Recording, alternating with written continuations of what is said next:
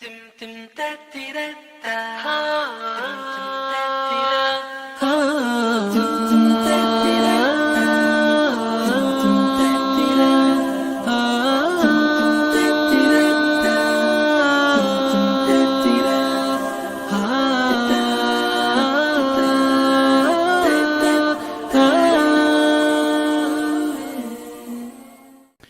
sekali Nabi SAW berkata begini, jadi ada orang-orang dari Bani Israel dulu sebelum kita, dia memfungsikan sapi yang dia miliki bukan tugasnya membajak, tarik gerobak, ini enggak ditugasin yang lain gitu, tapi tidak disebut dalam tugasnya apa. Terus sapi itu ngomong dalam bahasa manusia, dia bilang saya diciptakan bukan untuk ini. Maka si Bani Israel ini kaget, sapi bicara manusia gitu. Maka sahabat pun di majelis Nabi sempat bilang, Subhanallah ya Rasulullah, sapi bicara dalam bahasa manusia. Apa kata Nabi SAW? Nabi langsung mengkat sampai di situ. Kata Nabi apa? Aku, Abu Bakar sama Umar percaya itu. Kalian ragu? Silakan. Aku, Abu Bakar sama Umar percaya. Kalau Allah berfirman sudah selesai urusannya. Seperti itu konsepnya ya. Jadi memang untuk mempermudah kita, karena memang akal kita dipersiapkan untuk menerima sebenarnya, bukan untuk membangkang.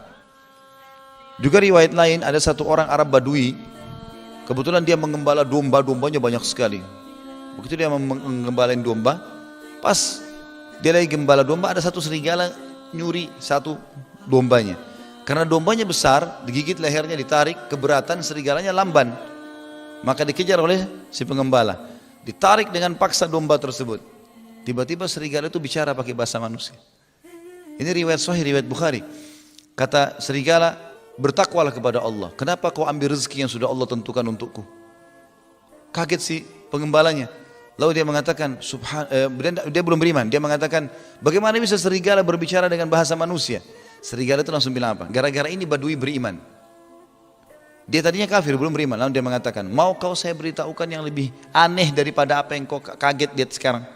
Kau kaget lihat saya bicara ini? Ada yang lebih aneh lagi.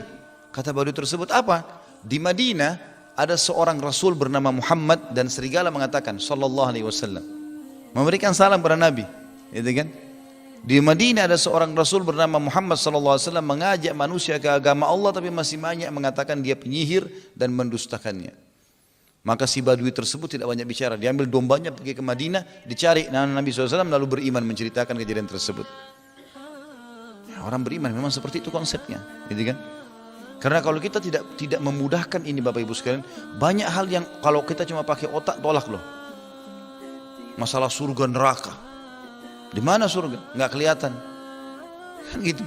Jadi kita kalau masuk ke zona protes itu susah. Tapi kalau kita imani, oh ya ada, ya sudah. Bagaimana sampai ke sana? Ini amal-amalnya, selesai. Ada loh kantor saya di Perancis, dan misalnya orang pemilik perusahaan bilang gitu ya. Siapa yang prestasi di sini, saya akan kasih kantor di sana, kerja di sana. Kita belum pernah lihat gambarnya, fotonya, nggak pernah.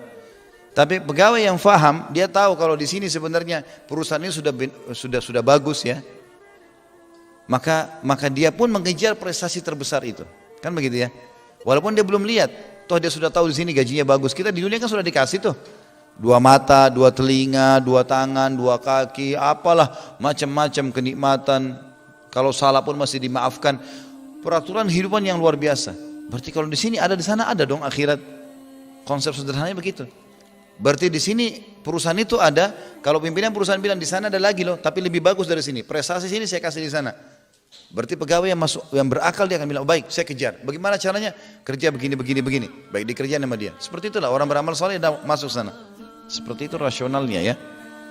Maka kalau kita beriman teman-teman dengan tidak banyak protes, wahyu Allah SWT akan memudahkan kita bisa menerimanya.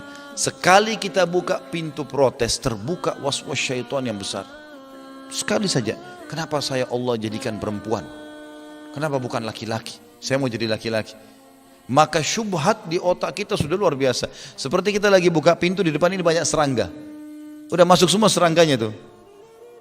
Makanya para sahabat pernah duduk, lalu mereka duduk bersama Nabi SAW keluar. Lalu mereka kayak lagi bincang-bincang. Kata Nabi SAW, apa yang sedang kalian fikirkan?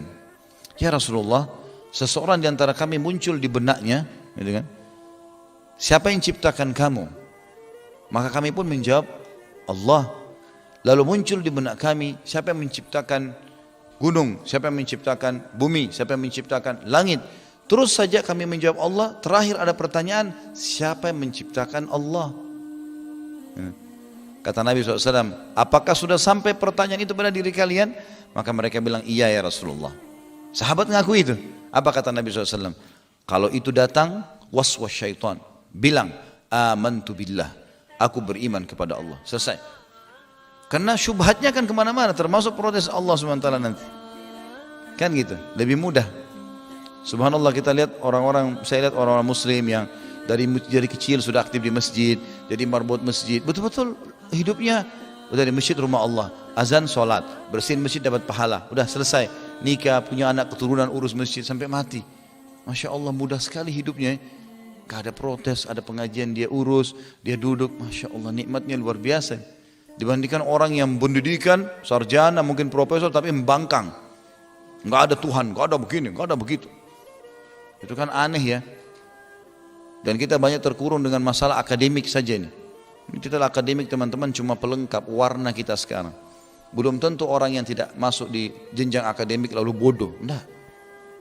Nah, saya pernah waktu S2 di Makassar, ada satu dosen, profesor ilmu budaya. Saya juga nggak tahu kenapa dipelajari ilmu budaya di S2 ini.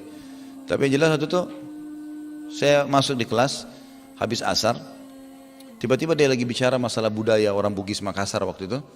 Terus kemudian dia sempat bilang, ada satu tradisi orang Bugis Makassar, kalau masuk kamar mandi kaki kiri, keluar kaki kanan. Saya dengar itu, langsung saya angkat tangan, maaf Prof, sebentar. Kalau setahu saya itu bukan tradisi Bugis Makassar. Itu ajaran Islam. Ajaran Nabi SAW, masuk kaki kiri, keluar kaki kanan. Kalau Pak Profesor mau saya bawain bukunya, ada Sahih Bukhari, besok saya bawain. Diam dia. Semenjak itu subhanallah, setiap kalau dia masuk dia tanya, ada Khalid nggak di situ?